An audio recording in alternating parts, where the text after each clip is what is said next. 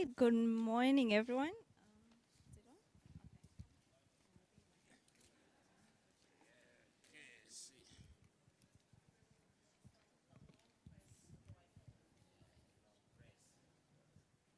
Hello? Yeah, perfect. Good morning and welcome all. It's a wonderful, sunny, but a very windy Friday morning. and I had the audacity to make you come here at 9 a.m. on the last day of the COP. So I'm really grateful for all of you for coming. So we have about 1 hour. We are already 7 minutes into the hour, so I would like us to start. And in case other people join us, they can get us on the way. So today's session is specially designed to look at the discussions and the negotiations that had been going on the global goal on adaptation, and to start thinking ahead. So post COP29, what does it mean? So we'll have a very relaxed discussion. So that's why also the setup, you see, it's a bit different. We are very privileged to have some of the people who have been negotiating in the room. So some negotiators will just give us an update of what has been going on. Some already some of the key points in the current draft of the text. I know some of the things are quite unresolved, but I think we can already build on some of the areas that we've seen convergence and just know what to be on the lookout for. But we also have some of the experts who have been engaging in the work, and in the course of the session, we'll tell you more about the process and how the expert groups come into the discussion. But we also have some representatives who will give us a different perspective so that we are not just speaking among the group that does GGA, but it will be interesting to also check in with some of the other stakeholders so that we are also kind of not just in an echo chamber, but we can hear some of the more practical experiences from the countries especially, to make sure that we are using this to inform the discussions as we move forward. And in addition, we have two people who will be joining online, Petronila and Neharai, and we'll also bring in them in the discussion as we move along. So without further ado, I would love to welcome the following to join me in my little space here. So we have Portia Dede Williams, please join me, and Lina Yassin, who works with the International Institute for Sustainable Development and is also a lead negotiator for the LDCs. Then we have Bernard Kimoro, who works for the State Department of Livestock at the Kenya Ministry of Agriculture and Livestock Development. We had one more discussant who could not join us because she has fallen ill, but she was to represent a perspective from the water sector. But we hope we can still be able to cover some of these linkages. And we'll also have an additional person who will be joining us, Marlena Choki, who works for CARE International, and she's on the way. And online, we have Petronila Thiambo, who works for the Africa Group of Negotiators Expert Support, and Neharai, who works for the FAO. Sorry? Consider? Yes. And we also have Lakson, if you can join us on the stage. He works for University of Cape Town. Yes.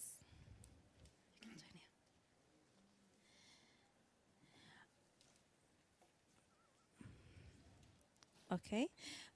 So as I said at the beginning, this session will be more of a discussion. We'll have, of course, some background presentation just to bring everyone on the same page. And after that, we'll hear some of the updates from the negotiations, and thereafter we'll open it up to a discussion. So feel free to bring in the discussion any questions you might have. It might be just for you to understand what is going on, how can you plug in. It might be that you want to get clarification on what are some of the key issues within the discussions on the global goal on adaptation and the establishment of a framework for its measurement. So feel free at any stage to pop in and just ask a question. As I said, it's going to be a very open discussion. And why I thought this is a critical discussion to have, especially on this particular day, is that as someone who is coming from the group of experts who are supporting work on the GGA indicators, we are very keen to understand what does the decision say, because we've been very keen to get additional guidance from the parties. So, and for us as the experts, I know not all of them are actually following the political face of the GGA work. So it's good to always to first even start understanding what guidance has come from the negotiations. What do we need to pay attention to, so that even as we contribute with our technical expertise, we are doing it in the context of the decision that is coming out, and we clearly understand the guidelines. But I also see as a very good opportunity, because as we continue discussing the work on the indicators, it has brought to the fore the work on how to measure adaptation. In effect, this also elevates the inclusion and mainstreaming of adaptation to various streams of work. And this is for both private sector, the non-governmental organizations. And I think even just being here at the COP the past couple of days, I've received so many questions, people asking how can they align better with the GGA discussions. We have organizations that are already updating their results framework to align with the GGA themes, but there isn't necessarily that clarity in terms of what is even in there. Does the framework offer practical elements that they can use to measure their efforts in adaptation? So again, this means that a conversation could also be very interesting to other organizations that want to engage in the work on indicators. It will hopefully offer that clarity in terms of what is already defined under the GGA framework, and maybe some of the next steps and how they can be able to engage moving forward. But also with the privilege of having the negotiators also in the room, it will be keen for us to understand what kind of support you need. How can we better help you engage in the process? I know the GGA now includes even more than the work on the indicators. We have Para 38, which looks at various elements, including the linkages, the GST, and so forth. We also have the question on the transformational adaptation. So it's also maybe an opportunity to hear in the even as we prepare going to SB 62, what can we do better? How can we engage moving forward? And so we'll start with a couple of just remarks to set the scene. Then we'll have a couple of questions to discuss within the round of discussants that we have up here on the stage. And then I will open it up for more open dialogue. Okay. So to start off, I just wanted to offer a couple of slides, just recapping where this journey kind of started on the discussions on the global goal on adaptation. I know the discussions on how to measure and report on adaptation goes way back, more than 2015. We already had discussions on how to capture aspects related to adaptation and the discussions on national communications, but we'll just pick it up from when the GGA was established, which was through the Paris Agreement in 2015, where we had Article 7.1, which establishes the GGA. And it has very critical elements. First of all, it highlights that the goal of, or the mandate of the GGA is to strengthen resilience, enhance adaptive capacity, reduce vulnerability to climate change. But there are also other elements which often don't get a lot of limelight in the discussions, because it also links it, the ambition to adapt to climate change to the discussions on the sustainable development, and also making sure that we're having adequate response in the context of the temperature goal. And then something just to mention, I think there's some discussions that trace back the establishment of the GGA to a proposal that came from the AGN, which was linked to the rising costs of adaptation because of rising climate risks. But since its establishment in 2015, we didn't see a lot of progress, because in itself, even the question of how do you measure adaptation, how do you measure resilience, it's something that has not been resolved even in the scientific space.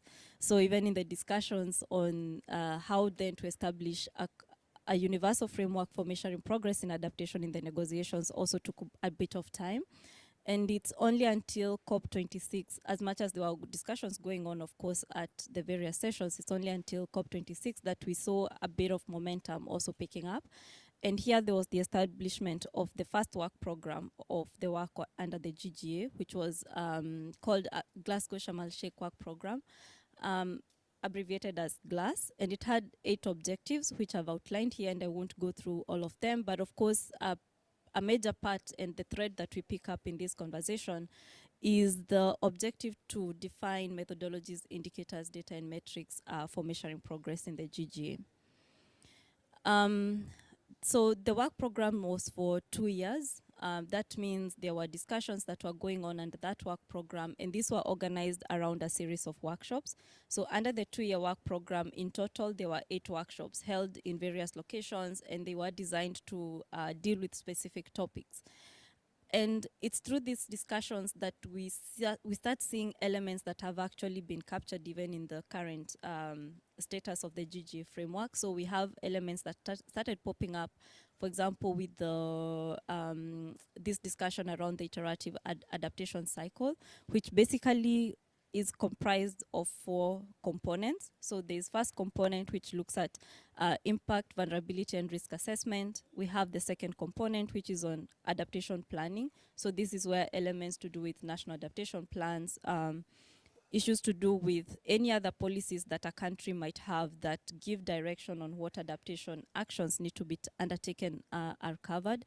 Then we have the third component, which is on implementation, which looks specifically at how are those plans being implemented? Are there any other additional actions that are being undertaken to respond to climate risks? And the fourth component relates to monitoring, evaluation, and learning. And this doesn't just look at M&D processes, but it's also about are there systems within a country that enable the government to take stock of how they are progressing in adaptation and also integrating the insights back into adaptation decision making and planning. And then here again we see the emergence of the discussion on the themes. But what is important to note here, so first, the themes are related more to the sectoral, to the sectors that are critical to adaptation. So things like water, food and agriculture, cities. But you can see by the time this framework or this structured framework was coming up in the discussions at COP27, there were many more themes on the list. But at the moment, in the targets that were decided on at COP28 last year, we only have 7 themes. So some of them, I suppose, were subsumed. So for example, the theme on oceans and coastal ecosystems, it's under a broad theme on biodiversity and ecosystems. Then we have cross-cutting considerations that still remain as so, even under the GGA framework. So these remain under cross-cutting considerations, and it will be interesting to hear from the negotiators, for example, how do we address these issues that are cross-cutting considerations even as we work on the indicators. So this was at COP27 in Sharm el-Sheikh. And just to mention that the discussions then carried on. And at COP28 last year, we had the conclusion of the GLASS work program. So because it was for 2 years, that was the mandated timeline when it was supposed to come to an end. But as the work program was being concluded, and based on the discussions that happened at COP28 last year in Dubai, we also saw another major milestone. First of all, is that there was the establishment or the adoption of the UAE framework for global climate resilience. And this framework has several elements that are really critical for the work towards defining a framework for measuring progress in the global goal on adaptation. There are several mandates that were also added to the work, for example, to the AC, to the LEG, Least Developed Countries Expert Group, and so forth, to the Adaptation Committee. But here I'll just highlight 3 that we can pick up on in the discussion as we move forward. So as I mentioned, what was important, we pick up on the discussions based on the GLASS work program. And here, through the UAE Framework for Global Climate Resilience, finally, we see some targets being defined. So we started with this global goal that has very broad framing of making sure that we are building resilience, reducing vulnerability, and enhancing adaptive capacity. But at least from the discussions last year, we then see specific, well, they are not very specific, they are more qualitative targets that were included in the decision.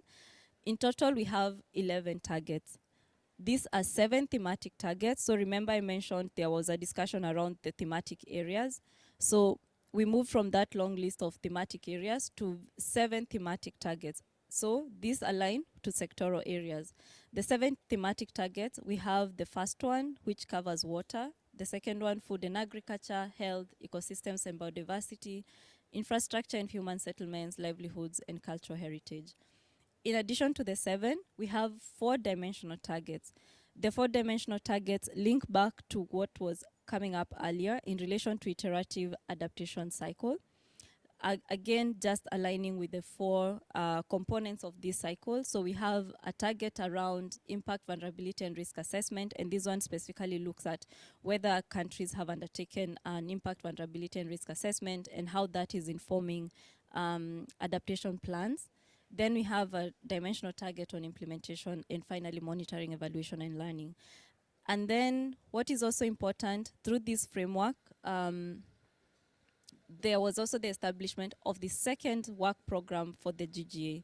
And specifically for this work program, it's focused on indicators. So then how do we develop indicators to enable us to measure progress on the 11 targets that were defined?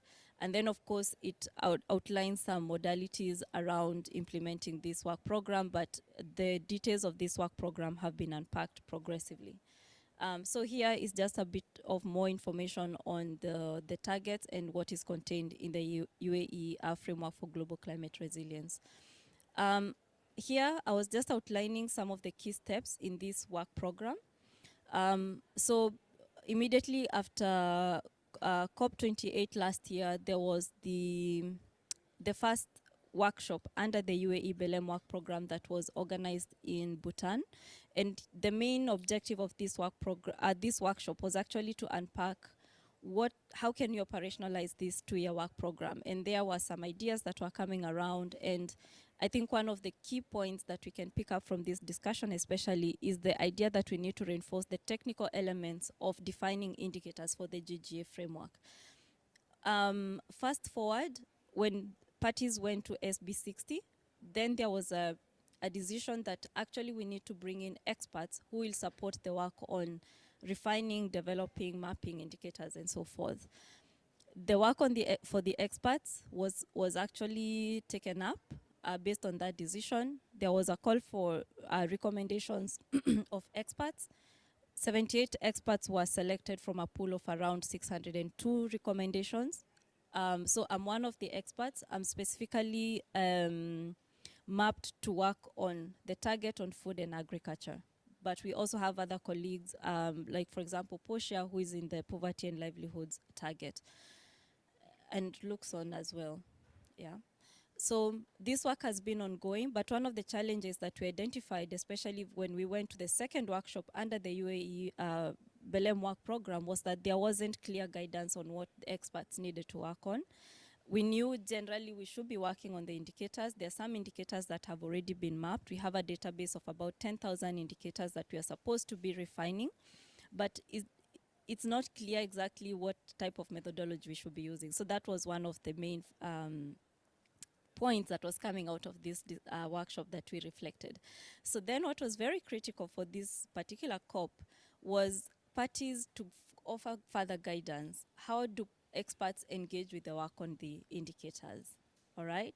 We know it's supposed to have a technical element where experts use their technical knowledge to guide on which indicators could potentially be used to measure progress in the GGA. But we also know this is a party-driven process. It needs to come from the parties for us not to be overstepping our mandate, which is why we are here. Just to understand what is currently in the draft text, we know some parts are still unresolved, but what already can we see from what is coming out, and how can we start planning ahead? Because the 2-year work program will end at COP30 next year. That is in Belem. That's why this is called the UAE-Belem Work Programme. By the time we conclude the work program next year, we hope that we'll already have some indicators that then we can use to operationalize the GGA for the next round of BTRs, for the next GST, we need at least some indicators that we can measure, we can use to measure progress in adaptation. Which is why I thought then we need to have this space to start reflecting on where we are at. Have we defined that further guidance for the experts?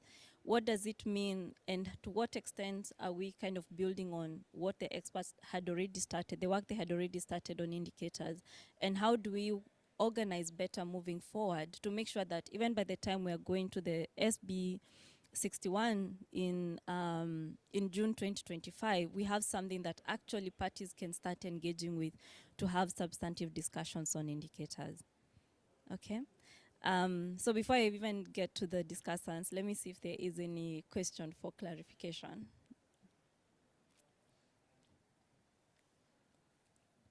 Okay.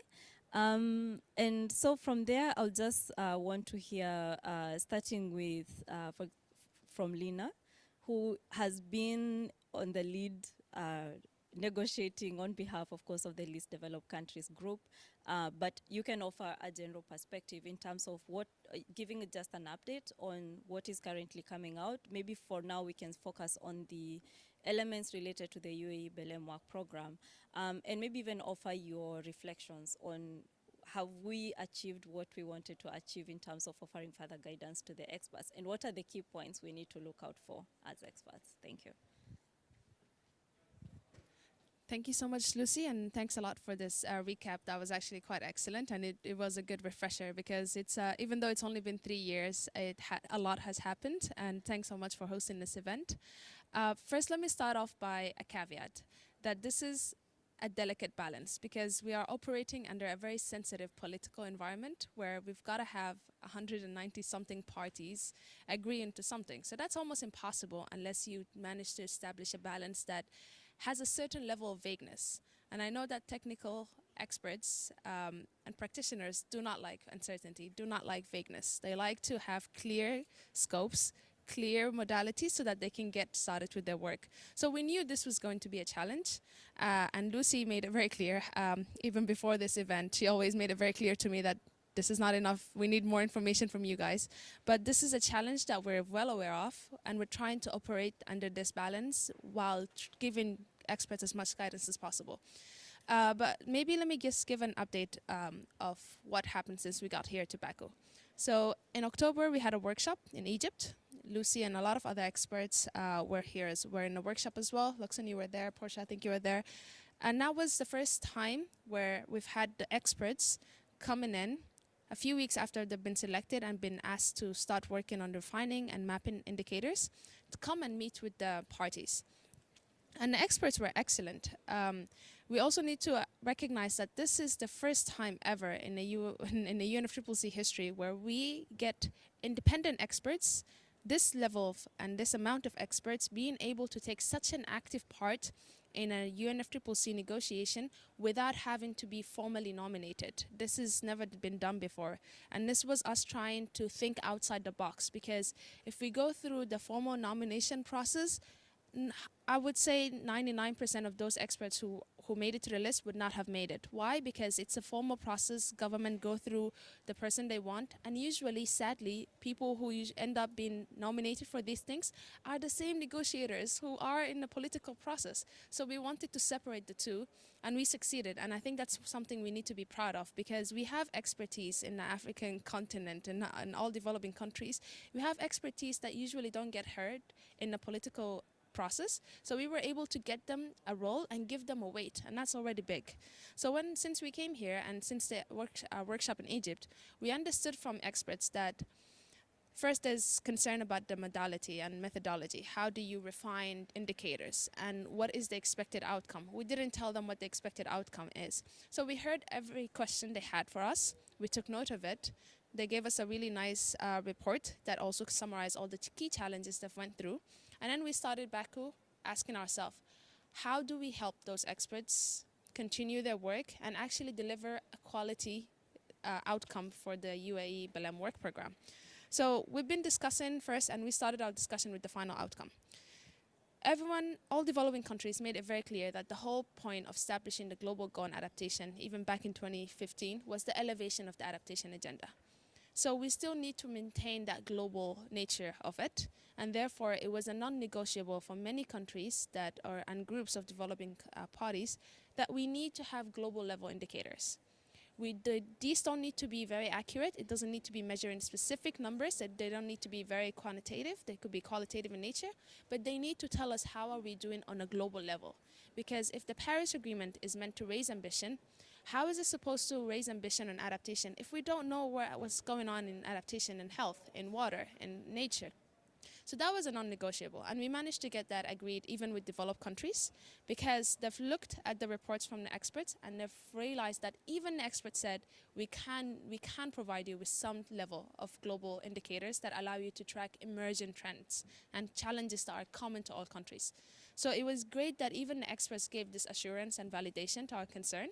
And we now have it in a text, and it's not even a contentious area. Now it's in the text that experts should work towards global level indicators. The other thing is, we also wanted the framework to be practical, because Lucy mentioned that right now they're working with a list of 10,000. Who's going to read 10,000 indicators? Like, even if it applies to my country, Sudan, even if there are 100 of those 10,000 that will actually help us measure adaptation better, who's going to go through the 10,000 and actually go through that process of identifying what is relevant and going through it and applying it? We don't have the capacity. So we want a framework that is realistic, that works for our countries. And at the end of the day, this is a voluntary framework. So if it's not practical, countries will just ignore it. And we would have wasted 4 or 5 years, decades of efforts. So we also wanted a manageable, reasonable number of indicators. And then we started discussing further guidance, further criteria. But we also made sure that this text, because the first text that you guys had from the bond decision was quite restricting. It gave the experts of certain criteria and said you have to apply all of those. What we wanted to avoid and do here is that ensure this decision that comes out of Baku empowers the expert, not restrict them. So in every place where we did put criteria and things to be considered, we added a caveat saying where applicable, where appropriate, so that experts can apply their expert judgment. Because we think, and we truly believe that from now until Belem, experts have a historic opportunity where they have a weight and a status in a political process, and whatever outcome they give us will be negotiated still. But if you give us a strong outcome, something you believe in, leave the politics to us, leave the political word to us, but give us something based on your expert judgment. So moving forward, and I really hope that we're able to capture this in a text, moving forward, we want the experts to know that this is purely based on expert judgment. You should not be looking to parties to give you the specifics of your work, the specifics of your modalities or methodologies that you want to apply. You should be saying, as a group of experts from 10 countries who've been working in the health sector for decades, this is what we think should be focused on when it comes to adaptation in health. And this is our recommendation. Whether we take it up or not, and I know experts came up to me and said, we can give you these things, but they can be very politically contentious because some countries might be against them. And I told them, if you make the case, so you give us a strong justification, we will fight for it. Because if this is how adaptation should be done, why are we not doing it at this level? So leave the fight to us, but we want you to be empowered from Baku, being able to trust your expert judgment, give us a manageable list. We did say no more than 100 indicator in total. We understand this could be potentially challenging, but we do have an opportunity again in June in Bonn this year to come and take stock. How much were you guys able to do? What were the key challenges, and what are the red flags? What are the things that we have decided here that are are not on the right path, and how can we modify and adjust those slightly? So I would say, please don't be concerned about the text and don't look at it as a restriction.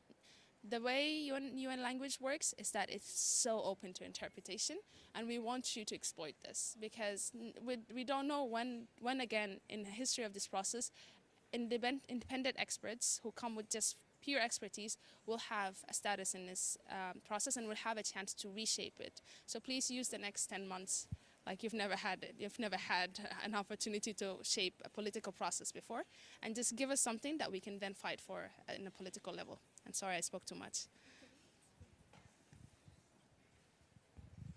Fantastic. I think for me, as an expert, that's really encouraging to hear. I was already getting scared seeing some of the elements in the draft decision text. So that's really encouraging and at least gives us an inside look at what has gone on in the room. But what does it mean for people who are outside the negotiations but have a mandate to come up with something that negotiators can work with? So having heard from a negotiator, I want to hear from an expert who was sitting in the room. Do you feel as encouraged? What do you take from the process as someone who saw you are basically in the seeing the sausage being made, like in the, seeing the decision that was coming out, being discussed? Do you feel encouraged? Do you feel like we now have the guidance that we need? Do you have something that we can work with? And is it something that you can take forward to guide the work on the experts? Thanks.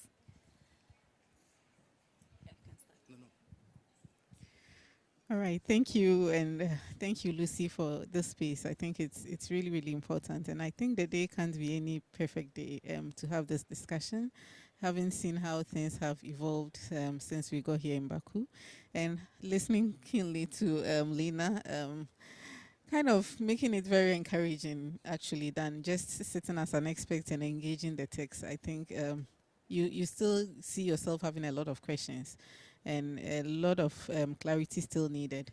But I'm happy she's kind of unpacked it quite well for us. I think coming here to Baku and from even the workshop to now, we had a lot of questions, but for me, two were very key, and these were the purpose.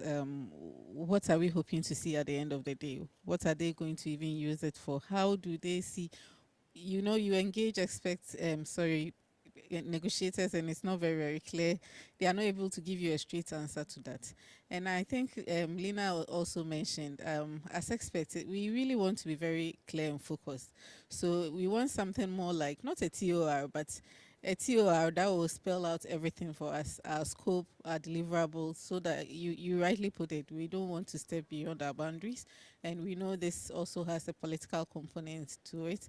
And so these two were very, very key for as an expert coming here to Baku, that at the end of the day, if it's very clear to us what's the purpose is, what we are trying to achieve at the end of the day, and then what are the scope within which we are working, what we expected to deliver at the end of the day, I think that would be very helpful. In Sham, we talked a lot about methodology, approach, and all that, because we also wanted to be very clear that whatever we produce as different experts, like you have presented, there are 7 themes, and then we have that one big policy cycle, and we are all working towards one aim. So it's very important that whatever we give to parties, they are able to kind of engage with and compare. Even it gives them the opportunity to compare across the themes. And so what have we achieved here? For me, I think the first text was very, very worrying. Everything was just all over the place. And then parties engaged. And it's been a very interesting engagement, listening into the thinking behind some of the proposals that came forward from the parties. But at the end of the day, I think guidance to experts is coming out quite clear. Timelines for us to work is coming out quite clear. The criteria to work, though it's given to us openly to work with. I'll touch briefly on each of them, what we are expecting at the end of the day, and even the number of indicators, because when you see, we are saying manageable, but I keep asking parties, so we have 10,000, and if we give you 500 at the end of the day, is that manageable? And so, yeah, I think we have talked about numbers as well, and then we have talked about other considerations, but are we happy with it as it is now? I think that we are still waiting for a very final text, or it could even be another one that will come after that. But then what we have now in terms of guidance to experts, it's quite clear to us now that we need to start work right after COP, which is not, I don't know how to put it, but then, of course, post-COP, we know that work begins. So it's not like what we did wasn't so useful for them. And I think that's very good, because in the text, you see that they welcome the work that we have done. And so I think that's very good. And so we are going to work on that. and we are going to work and make sure that we use a common approach. And if you engage the text critically, you see that they emphasize. And so engaging in this project, in this process, I know that certain keywords are very, very important, you can't overlook in a text. And so they have emphasized on the need for a common methodology. So I think it leaves us experts to now start thinking how we can create that space to make sure that we are all on the same level.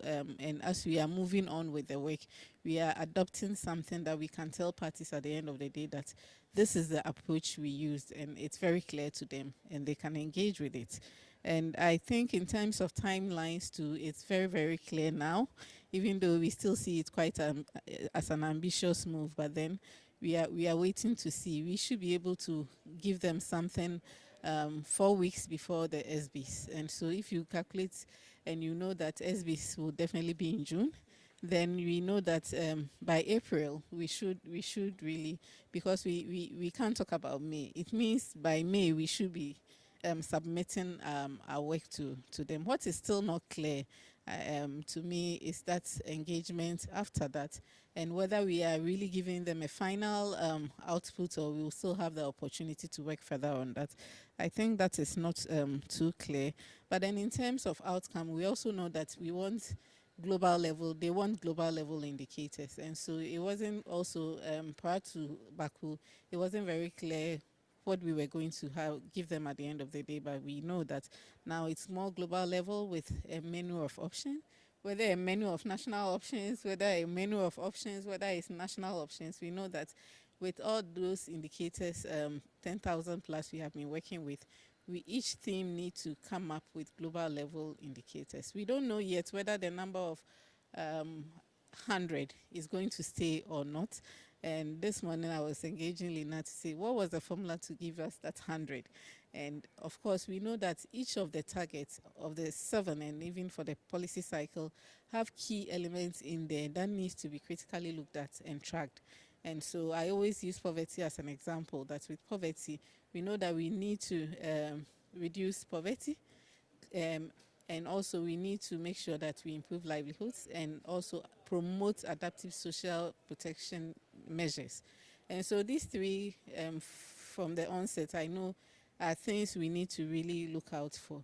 And so are the other targets. They are key in there. Maybe poverty will, with the 3 might end up with 5, but maybe for food you might end up with maybe 10. For cultural heritage they might end up with 7. And so we don't know yet how that will come, but at least they've left it also open that up to 100. So we could give them 20 or 30. We don't know yet, but I would say that. And then lastly, also other considerations in terms of considering gender equality and also social inclusion and all that has been highlighted. But then I think it's dwelling more on indigenous knowledge now. We are not sure how that is moving forward. So again, we're still waiting for the final test. I think comments have gone in again, and we are waiting to see how it's going to be overall. So I would say we are better off before coming to Baku. But then we still have some few things we need to clarify. But again, the good part is that they have also given us that flexibility to be able to manage. But we still need to be mindful of what they have put out there for us to work with. So let me end it here, and then maybe we touch on later. Thank you, Portia. Maybe same question to Lakson. Thanks, Lucy. I think Portia has said enough, so I'm going to be very quickly. And I think it's very refreshing to hear from from Lina expressing that, they are really looking forward to the experts fully engaged, out of this political, that they always work in. And if you look at the draft text that we have now, like Portia said, it's we are far much better off than we were if you look at the SP conclusions. It's it was difficult to work with, and I think from that we could only agree to say let's look at, from the guidance, from the SP conclusions, let's look at item 1 and 2 only, because everything else seemed to be very difficult and open to a lot of interpretations based on who is interpreting it. And like Lena said, I think this is one of the difficult challenges if you're looking at UNFCCC wording. It's open to so many interpretations because you are preparing something, or it's something that has to be agreed by over 100-something parties. I think if we are to come up with something, the 6 of us here, and agree, it will take us a day. Now imagine if 192 parties have to agree on that. So I think based on the text that we have now, there's still some minor gaps and there's still few issues that needs clarification, but it's something that if you give to experts, they should be able to produce something that we are all happy with, and listening, be in the negotiation room. I think for me, being there, it's, I don't know, I love to make popcorns. So if you know how to make popcorns, you put them in that pot as raw, but the way they pop, they're not going to pop same time. They are going to pop different time, but it has to happen in 2 minutes or so. That's the same way with negotiations. They start with different views, very weird divergent views, but at the same time they have to agree all these things in 2 weeks. So it's like eventually your pot will have 4 popcorns that are sort of you can eat. So that's the same way negotiations happen. It's like everyone is just popping with different ideas, divergent ideas. Yeah, so it has been quite an experience, but I'm very, very happy with the way they have progressed. I was also shocking. I think last year in Dubai, I didn't see negotiators negotiate. They could not agree even on one sentence until the text come from the president and say, this is it. But this time, I think they were really cooperating, willing to give experts something that they can work with. So I have to say congratulations on that. It was a huge improvement for me to see all these different parties really want to have same goal of having experts to work on this text and to make sure that they give their best. And I think it's now a challenge to us, the experts, because the negotiators have set the ground quite well. We have limited excuses now, except to deliver. Thank you. Thank you, Luxon. I think I want to turn off now to Marlene. So you're here representing the civil society organization, but you've also been sitting in the room and supporting the negotiators. So again, very briefly on your impression of what has happened, but maybe the part that I would even want you to highlight even more is we know the work at the moment is involving a set of selected experts. We have 78, of course, they represent certain organizations. But we know there might be an opportunity to tap into other experiences, other parties that are not part of this process in terms of them being negotiators and being experts. What's your perspective on how we can better engage with the broader community to get even more perspectives in terms of what we need to make sure is being captured, even as we continue working the work on indicators for the GGA? Yeah, thanks, Lucy. And I think gives me the mic at the right time, because then I've had a chance to listen from Lena, the lead negotiators from different groups within the negotiating blocks. But I've also had a chance to listen to the experts, and if really what we have would really work for them. Because as civil society organizations, we also had some sort of expectations and interest in the global goal adaptation framework. And apart from engaging, which I'll come back to that question, we were also very keen to see that there is progressive, clear approach and next timelines from Baku on how experts will engage, but also, because we were also had opportunity to speak to the experts before we came to Baku, when you all went to Egypt, and we could hear the frustrations around, the challenges you're facing within the different thematic groups, the aspects around the methodology and approach where, all the different groups are having the different ideas of how to run the work. And that was a bit concerning also for us, because we wanted to ensure that there is something that is consistent and that can, show how the work has been done and how the indicators were reached upon. And I think even with the current text and listening to the experts, because you're the ones now like heavily carrying the work to the next level, it's encouraging to hear that you feel what we have then is sufficient to engage and provide like clear indicators that would help us then have the framework, in a best way possible, apart from the, negotiators then taking the place of now finalizing that at a political level. So how we engage, and I like how the decision was framed, because then it allowed space for other stakeholders to engage in the process, even just like Lina said, allowing the experts who are not part of the process but technical external experts to to apply and express interest, and then selected to do the experts who are going to refine the indicators, compile and develop new if needed, and that is how the text is reading. But also we had sessions where we developed some, we had a workshop with the experts before you all went to Egypt and before the, all the names came out, which I found that to be a very engaging process, because then we had to speak to the experts and listen, what do you want? What is your expectation? What do you think about this framework? How do you want to do it? But then we didn't know that when these expert groups then come together, we have different, thematic groups, and there's others dealing on the, the iteration cycle. So I think for us, there has been an open opportunity for CSOs to particularly, push in terms of the advocacy, basically, targeting our governments and other the negotiating blocks in terms of what do we want to see.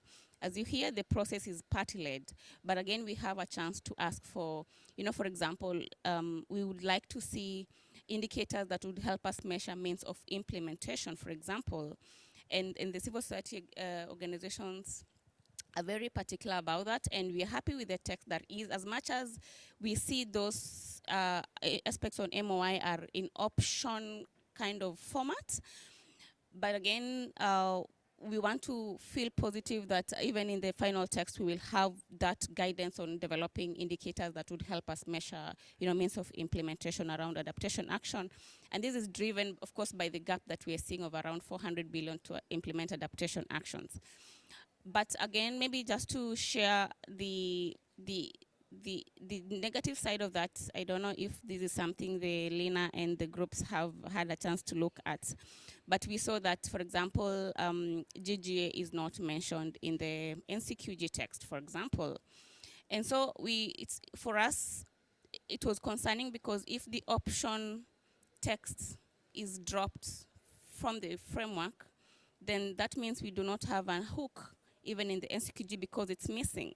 And so even here as civil society organizations, what we were able to do yesterday is just to propose a textual language on how would we include GGA, for example, in the NCQG text, providing these options of if what we have is in the option format. So what if it's dropped and then we don't have MOI in this decision and it's not mentioned anywhere in the NCQG text? So and probably if once Lina gets the mic, would be able to give us an overview of how they look at that. But so as here, so these are important spaces for us to also engage in the space and see where the gaps are and see how we can include and improve the process through providing suggestions and options.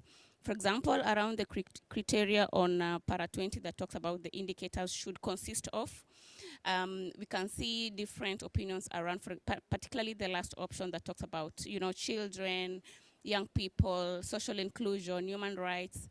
And someone would say, where is gender equality in this kind of, criteria? Or where is, okay, we have social inclusion, but then what is that? Do you want to say we have, it has said women, children, young people, and for example, Care International, we're very passionate about women and girls' participation in this key process. So we'll ask, if there's no gender equality, where is women, girls could be covered in the, young people. So these are some of the issues that we're able to see even in the texts that are coming out, and finding appropriate ways to see where we can engage with the different channels available within the UNFT policy space, if it's through the negotiators, our governments, the groups, to push for these key aspects that we think are very important to include, in the decision, but also empower or inform the refinement process. And lastly, I know we have an opportunity for other UN organizations, for example, and other interested organizations to hold meetings with experts to advance this work. This is also another good opportunity that is presented on the decision. I don't think that is contested, that at least provides an option for us to, engage or even support, where the gaps are, if it's about, the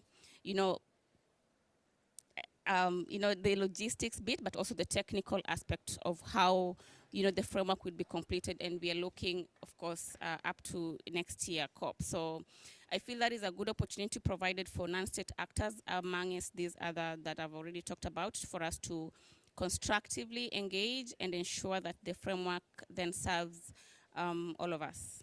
Thanks. Thank you so much, Marlene. I think you've already identified a number of opportunities for us to engage. And I think even now, para 13 of the draft conclusions actually highlights the importance of having regular dialogue between parties, experts, and other stakeholders. There are no defined modalities of how this is supposed to be done, who is organizing, because it just invites the organization of such dialogues. So perhaps this is something that we can also discuss and see how to better refine in the discussion. So then I want to have another dimension, because even once we design the indicators, once we have the GGA framework finally completed, it's supposed to be operationalized. Countries would use it to report. They would, of course, they can use other ways to include information adaptation, but at the end of the day, countries also need to include information that is relevant to allow us to track progress in the targets and in the GGA in general. And in the current draft text, there's interestingly also a mention that there's that opportunity to connect to statistical bodies within countries to learn from the experiences in reporting against global frameworks. All right. So I just wanted to hear from Bernard, who works for the Ministry of Agriculture in Kenya. From your perspective, do you see opportunities within country experiences, first, to pick up on in terms of what types of reporting processes are going on within a country? Do you already have systems within countries that we can actually, and processes towards international reporting that we can pick up on, even as we first work on GGA indicators, but as we look ahead in terms of operationalizing it when we get into the reporting phase of GGA? Thanks. Thank you very much, Lucy, and thanks everyone. And I'm very happy to be amongst the people who are negotiating this particular item, and also the experts working in this area, because in terms of the application of the indicators, I see the thematic areas, and food and agriculture is one of the key ones. Let me begin by saying the issues around the development of indicators is not a new process. Because if you look at in agriculture, we have had, I could say, two phases of negotiation. Under the first phase, where we were under the Coronivia joint work on agriculture, at SB 50, there was a workshop that was held in session that was actually attempting to look at the methodologies, approaches and methodologies for assessing adaptation co-benefits, and resilience. Yeah, so there's already, and that was based on, of course, the articles within the convention. The agriculture item is under the convention. So under Coronivia, out of the 6 workshops that were held, One was specifically on the approaches and methodologies of assessing adaptation. So already that work had begun in one of the thematic areas. I don't know about the other thematic areas. As a result of that workshop, I think you already have some indication of the critical areas that you need to work on. And that is an area, I think, those are some of the outputs the experts can also look at and see which are the critical indicators we need in agriculture.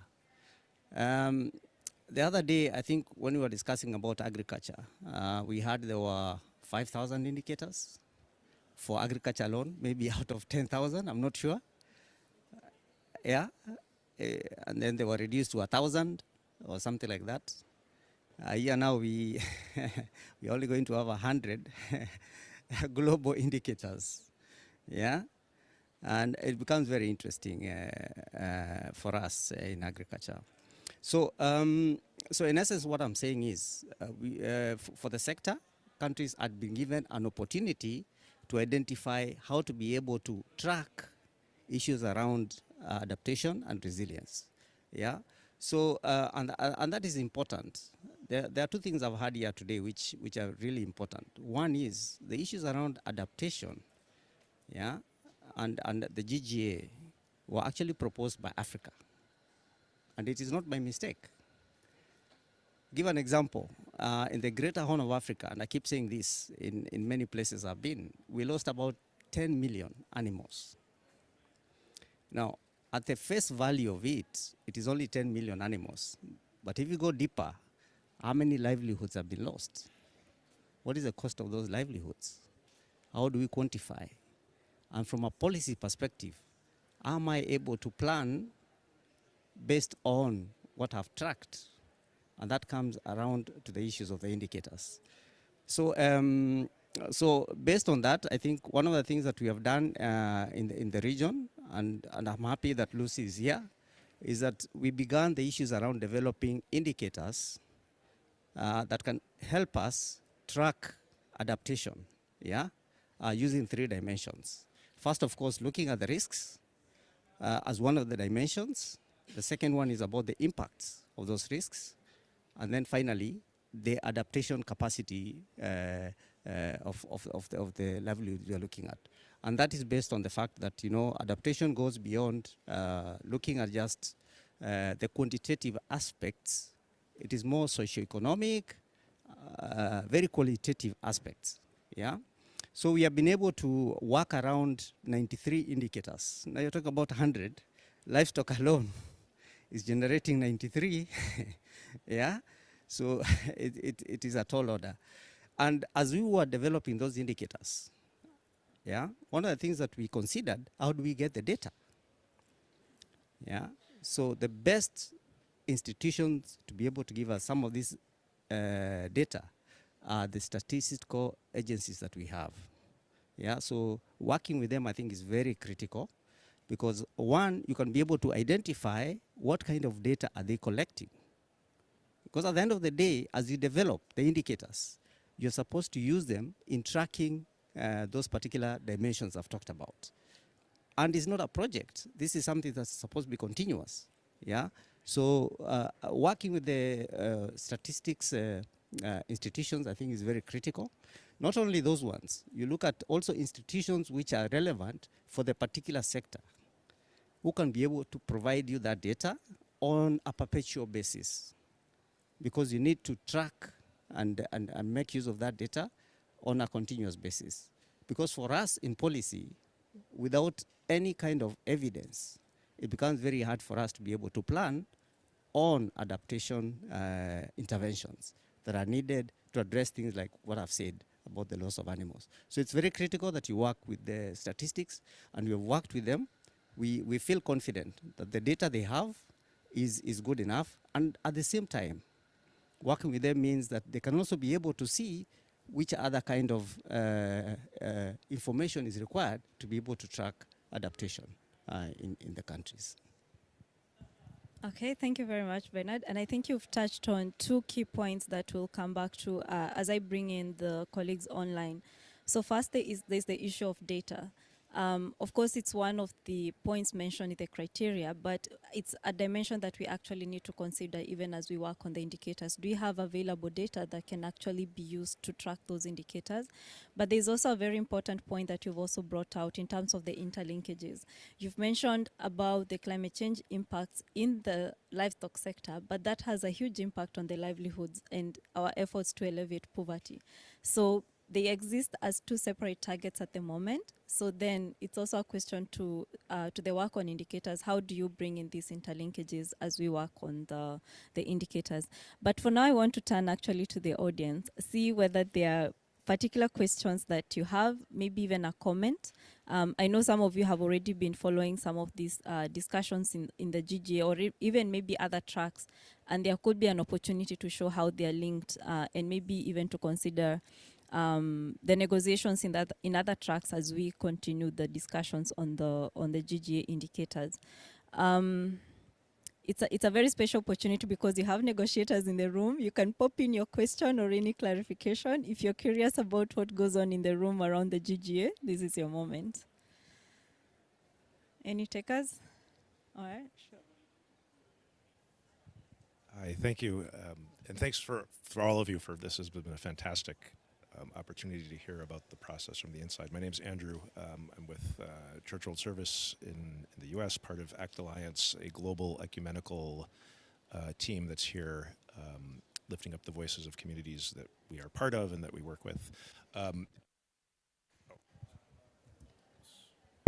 One of our questions has been whether and how the impacts of climate on human mobility and the role of adaptation in addressing those impacts can be part of the global goals process. As we're seeing within the NAPs, countries are starting to look at human mobility both as part of the context and also as part of the solution. So thinking about where and how that can be made adaptive or ensured that it's more adaptive and it is not inadvertently maladaptive. So it sounds like while it's not something named in the text, that there should be an opportunity or opportunities over the next year to engage the process for civil society groups, for grassroots and impacted communities. So I just wanted to read that out and hear that confirm that I'm hearing that correctly as a message of hope and opportunity to relay back to colleagues who are concerned about this. Thanks. Okay, thank you. I hope maybe one of you will be prepared to take the question, but let's take another one and then we'll take some responses. Thanks very much for your very rich deliberations, the panel. Congratulations. I just want you to make a little comment about the recent would I say draft text that is currently flowing within the GGA community. I discovered that there is this issue of transboundary indicators that have not been captured. And for Africa, I know the issue of transboundary climate risk is really important for peace and security within the continent. So for how long do you think we can bring back elements of transboundary indicators back into the conversation? Okay, thank you. So also the issue of transboundary and cascading climate risks, where does it fall in the GGA framework? Maybe we can take some quick responses.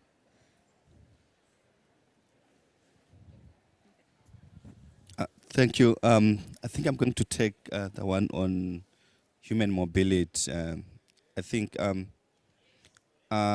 days or 3 days ago, I was in a session with Portia that was organized by IOM.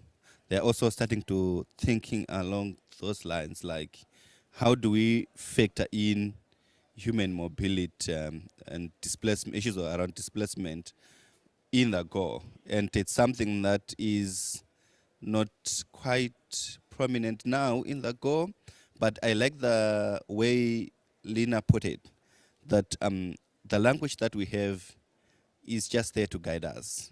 That's not the end. So I think as experts, we have the opportunity, and she said, and it's also a good thing that UNFCCC used this language, which is sort of open to wide interpretations. I think because of that, we can exploit that and start as experts starting to think on what are the key elements that are not contained in the framework itself, but that are very relevant to tracking adaptation progress. And I think it's something that we need to keep in the back of our minds as experts. Like, if you develop your indicators, should you develop indicators that can be disaggregated by most vulnerable or the displaced population? I think it's something that we need to. So I think it's good that all these issues are coming up now before we engage on the next leg of our work. So the more we get this wide perspective on, okay, you can look at these issues.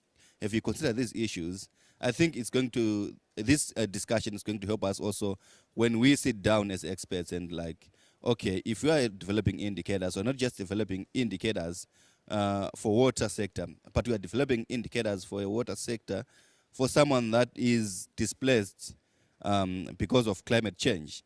And we know that each time there's displacement, there are issues of sanitation that comes into play. So we need to make sure that if we develop the indicators, we're not just developing indicators for sanitation, but we need to develop the indicators that also applicable in the context of displaced population, you know, human mobility as a result of climate change. So I think the most important point is the more we have these wide views, wide take on all these issues that affect GGA, it's better for us experts in our preparation towards the work ahead of us. Thanks. Okay, well said, and thanks, Luxon. To put it also as a lens that you're using to assess the relevance of the indicators. Any further responses? Maybe just to build on, and it's similar to on the question on human mobility. This is something as the LDC group, the least developed countries, we've been thinking a lot about, just because you can't ignore it, and it's one of the biggest ignored or neglected areas in this process. And we've made very sure in opening plenary of this COP that the LDC chair, in his opening statement, and you can find this online, talked about the need for this process to start looking at human mobility and migration and IDPs. It is a big issue, and I come from Sudan. Currently, especially with the situation going on, 40% of the population is internally displaced. So we're, like you said, when climate impacts are already severe, and then climate impacts on internally displaced people are even worse. So we have to start considering these categories, and they need to start becoming a key category, not an afterthought. So it's something we've been thinking about, and like Luxon said, we do have the space, the vagueness to be able to include that. And at the end of the day, we did say the GJA now moving forward, the work of experts shouldn't look at things that exist. It should look at gaps, and this is a clear gap, and therefore experts can come and say, we've identified this gap, we've given you these indicators that would help start tracking the vulnerability levels of those people and the gaps and challenges they face and the support they need, and therefore we can start filling gaps rather than repeating things that already exist. So I really hope that moving forward, this is a category that we'll start paying even more attention to at a global level. But thank you for bringing this up. Transboundary? Yeah, I think the response actually goes for the one on migration, because and you have rightly put it that we have mapped the indicators now, and it gives us an idea what is existing now, what is being reported on now, what countries are able to report on now. And so looking at what we have done so far actually will drive us towards identifying those gaps. And so it's very easy to fill in those gaps. And so I think it's for transboundary, for instance, you about transboundary risk, we are looking at the aspect with water, because we know countries, even within West Africa, along the Volta, we know between Ghana, Burkina Faso, we have transboundary issues with water for agriculture, water for energy. And so it becomes very relevant. And then I think one key point now is, so one criteria actually that comes on as an addition now is us to be able to create indicators that would look at multiple themes and dimensions. And so I think all these issues, as we start addressing the gaps, would come out quite strongly. Even when you look at even the eastern part of Africa, when you talk about transboundary, we are looking at the those with the nomadics and taking their livestock for grazing and all that across countries. So these issues which are pertinent are really going to come up. And once we are to look at how we are going to work the interlinkages across the various themes and dimensions, I think as these come up, these gaps come up, definitely they will be captured. And so I think there is still room to look at these. Thank you. In a second, maybe just let me sell hope to you that you can take back to the communities and other CBOs and whatnot here. I think from the response, I feel like there is a good opportunity where we can talk about the issues and they can identify them as gaps, but also there's that chance of providing the global in nature indicators, but a menu of other indicators that could help countries, classify where the different priorities are and use them in their context. So I think that is also a good entry point for us to engage in issues that we think are not already covered in the discussions around the GG. Yeah. Okay, thanks for the responses are very straightforward. I didn't even have that response, so it's really good to know for me as an expert as I go to work on indicators. There's these very practical ways to even address issues that are not coming out strongly in the target, both in the targets and maybe also in the database of indicators that we have. So I'm going to turn on then to the two panelists that are joining us online. And I will first go to Neha Rai, specifically on the question around the interlinkages. I think this has come out in what Portia has mentioned, that currently we have an additional point in the criteria that actually requires experts to identify indicators that address multiple targets. But as it is, experts at the moment are working as separate small groups. So we have experts that have been allocated each target, and there aren't really clear mechanisms for how experts work together, so that you are considering experts working on food and agriculture. How do they speak to experts working on water? How do they speak to experts who are working on the target on biodiversity? So I'd just like to hear your thoughts. Maybe you've already reflected on what is coming out in the draft text, and maybe as a more forward-looking opinion in terms of how do we improve how experts work together? How can we improve the coordination so that we are actually considering the interlinkages between the targets and in the indicators thereof? Thank you very much, Lucy, for giving me an opportunity to join online. I'll be speaking on behalf of FAO. I'm really glad to be here at this session. In terms of interlinkages, I think it's such a core topic, not only from the technical perspective, but also making sure we have a robust common approach to assessing and refining these indicators, which has been quite a challenge because although the SP criteria are very explicit, we do still need a common refinement approach. And I think in the agri-food expert group, there has been some sort of standardized approach to look at how these indicators speak to the dimensions of the global goal of adaptation, such as adaptive capacity, resilience, development impacts. But this approach hasn't been commonly used across all other thematic and dimensional groups. I think that's where, going further, there will be a need for more sort of uniformity across both thematic and dimensional target. The second thing is also, there is improved coordination needed between thematic and dimensional targets, such as those related to policy, climate risks, and M&E, which overlap with the thematic targets because a lot of duplication is happening primarily because the dimensional targets and the thematic targets are not coming together at this point, which is needed going further. The other thing I would like to emphasize is also, aligning indicators that span multiple targets. I think all the experts have already highlighted here that a lot of the indicators cut across water, food, ecosystems. So how do we, ensure fostering collaboration across expert groups so that we are not only having indicators in silos, which is quite important going further.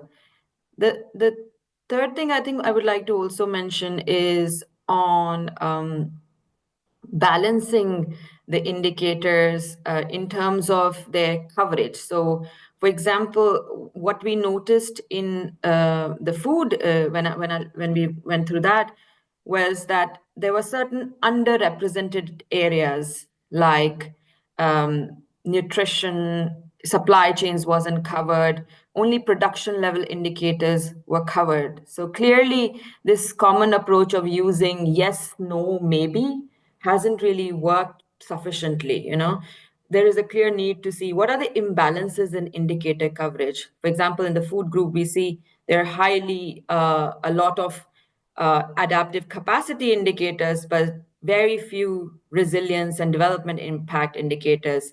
So looking these gaps across the various thematic areas is quite important instead of just tagging it as yes, no, maybe based on a very simplistic process going further.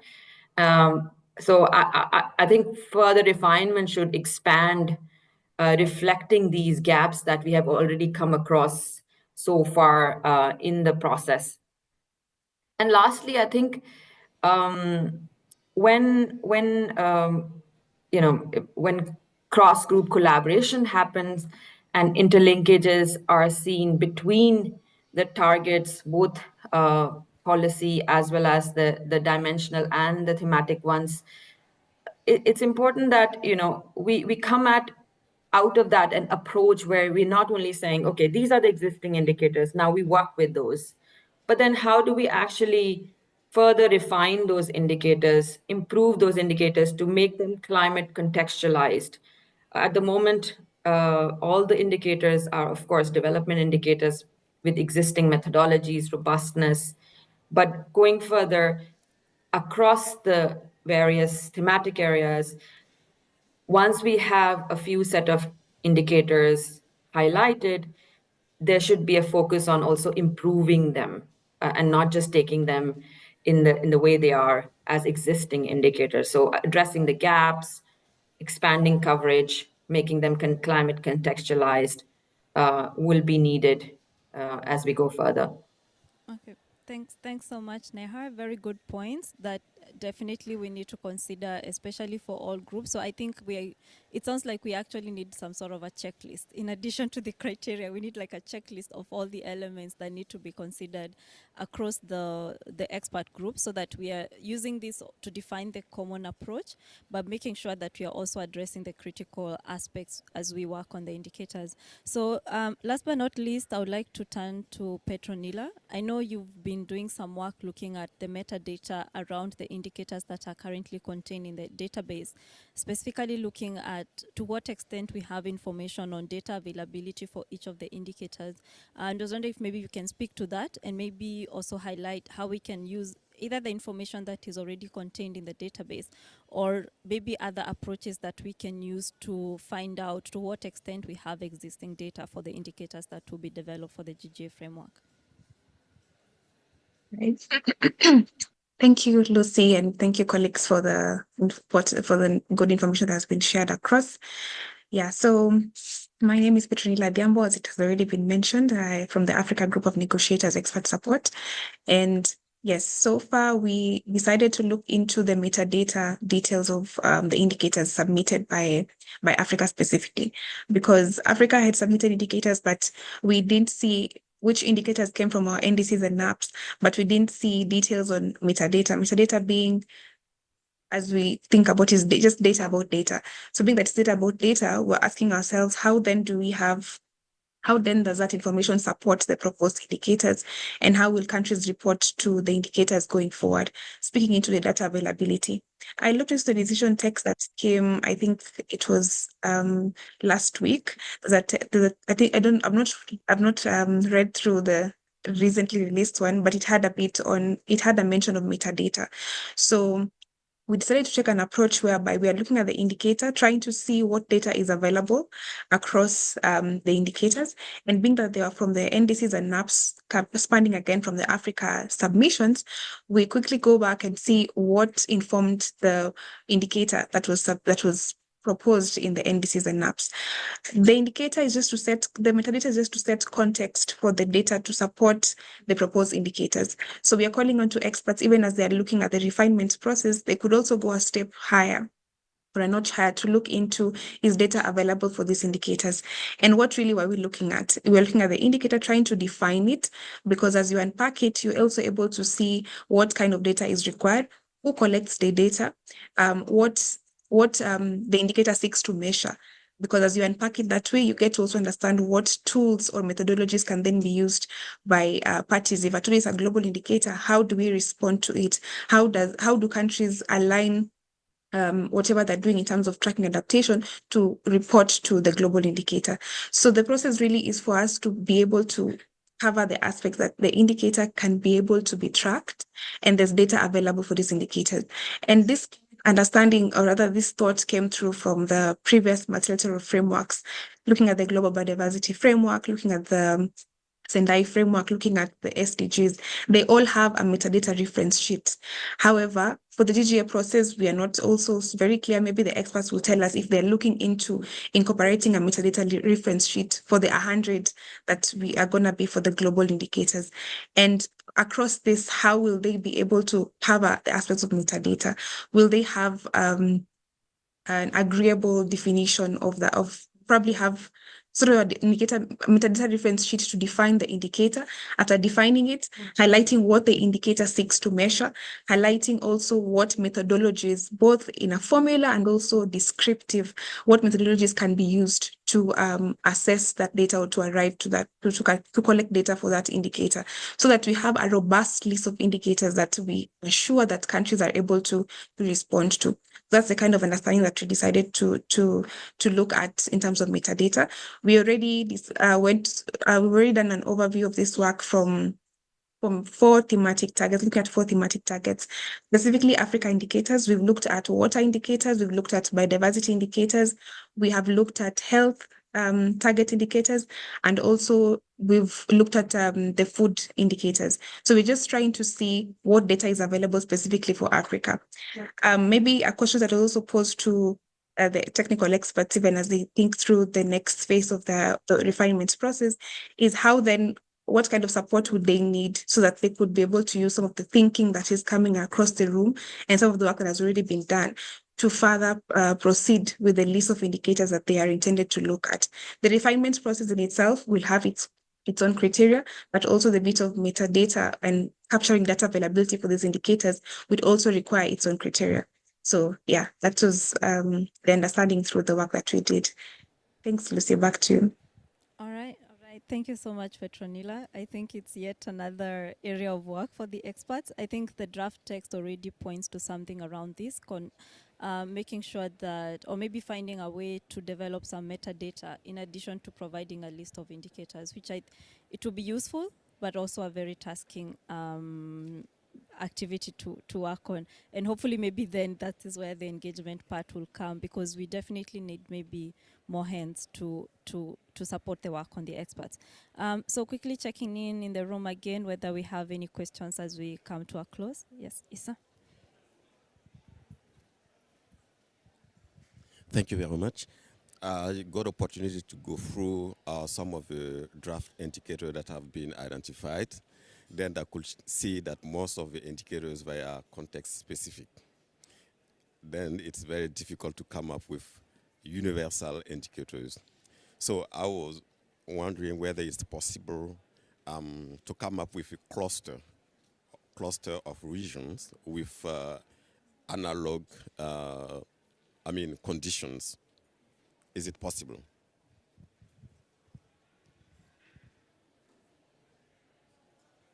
Maybe you can say it again.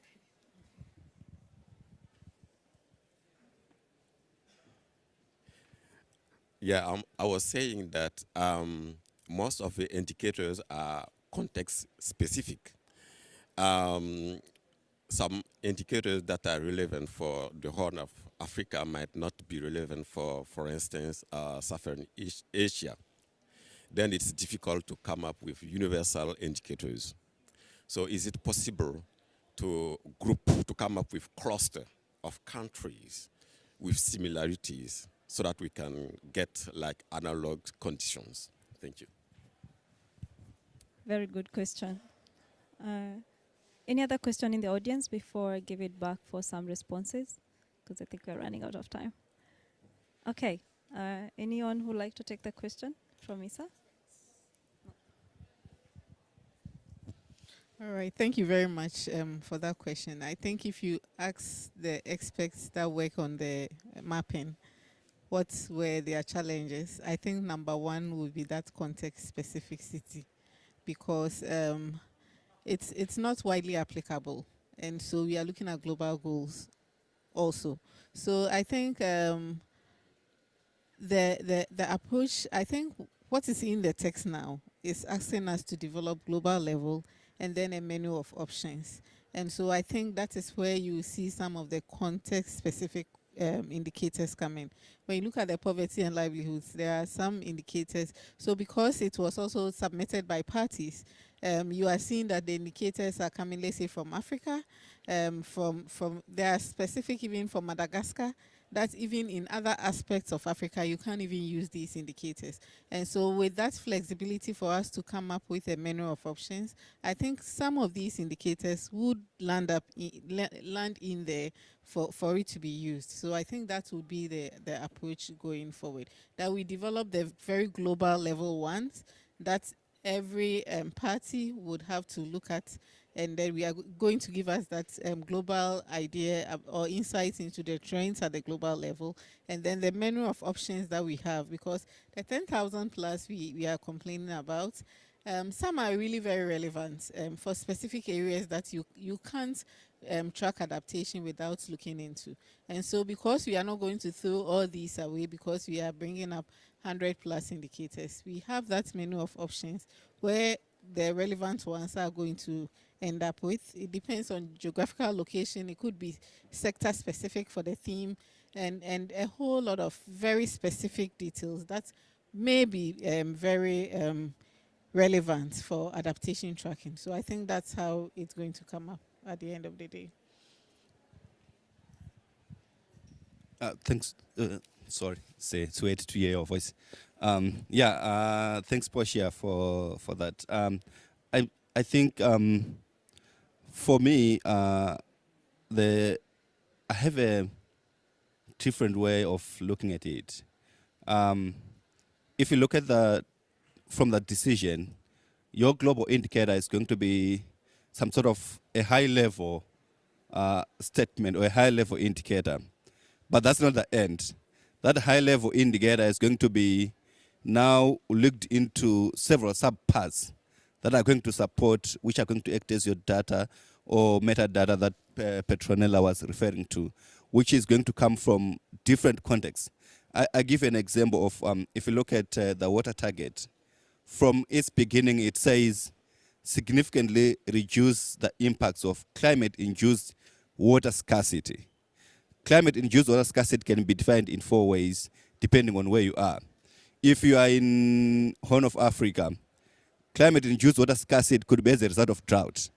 If you are in an island state, climate-induced water scarcity could be as a result of climate change increasing your salt intrusion, which is now making your water treatment very expensive. You have water, but now, because of climate change, you have a scarcity. Because the scarcity could be because of more or because of less. So if you are to develop an indicator, global indicator, could be something that says I'm making this up, so don't quote me. It could be something like the percentage of water infrastructure, sorry, the percentage of water resources that are resilient to climate-induced water scarcity, as an example. But for someone in Horn of Africa, their data or their metrics that they're going to use, it could be a matrix that looked at how you can reduce climate-induced water scarcity as a result of drought. So your data is going to look at drought as your entry point. But someone in an island, they're going to use salt intrusion as their entry point. But at the end of the day, the common purpose of the indicator is to make sure that it's tracking how countries are significantly reducing climate-induced water scarcity. But you have different pathways to get there, depending on what climate risk you're addressing or you're facing in your region. So you keep it high level, but there are several pathways that you're going to use depending on what climate risk you're facing in your region. So that's what I think, and that's how I see it, like from the global level. How can you keep it global? General, but there are going to be multiple pathways, and that's where the issue that Petronella was talking to on metadata, the data that you need to support the indicator, is going to be very different depending on the region, depending on the context where you are trying to track the progress of that high-level indicator. Thank you. Thank Yeah, I just wanted to add something. I think Luxon has seen something which is very important. High-level indicators, but I also wanted to say something about what I said earlier, what we have done, the initiative. It's called the Tracking Adaptation in Livestock Systems. So this was in 3 countries, Kenya, Uganda, and Ethiopia. For the 3 dimensions I talked about, risks, impacts, and adaptive capacity. Remember, I also talked about the issues of statistics. For each of the countries, yeah, this is a guiding indicator at the global level, and I think that's how we need to understand it. The only thing that is critical is that it has to be as simple and understandable as possible, so that at country level, then you have your own operational indicators that you can actually be able to track whether it is that you can use to track whether it is thematic areas and the dimensions that you are looking at. So for us, if you look at the adaptive capacity indicators for Kenya, Uganda, and Ethiopia, they could actually be very different. But how do they link up with the global goal of adaptation indicators? I think that is where the challenge is. So I don't envy what this team is looking at. First of all, I think Portia talked something very important. All these thematic areas are linked. Yeah, and I think Nella also, I hope I haven't said it wrongly, also said that, this is an area that if you're talking about food, are we looking at nutrition as well? How far do we go? Yeah, so it's all about global, but with the local eye. Yeah. Thank you so much. Thank you so much for that intervention. It's unfortunate that you ran out of time, because I think this is a very, very interesting conversation even for me.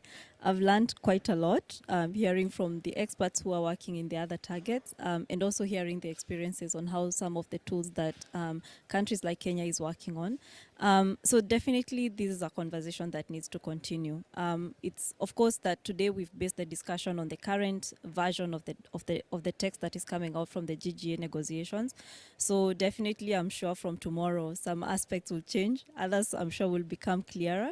But it's clear from this discussion that there's a lot we can pick up on. I think what I'm taking out of this session is the hope. The hope that we as experts, we've gotten more guidance. I hope that we are cut out to do the job of actually providing indicators that negotiators can work with.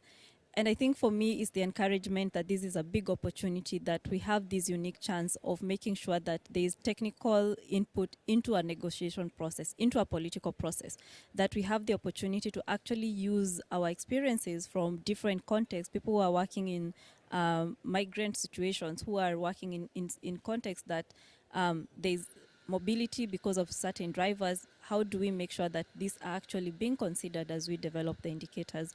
So there's definitely a lot of work to be done.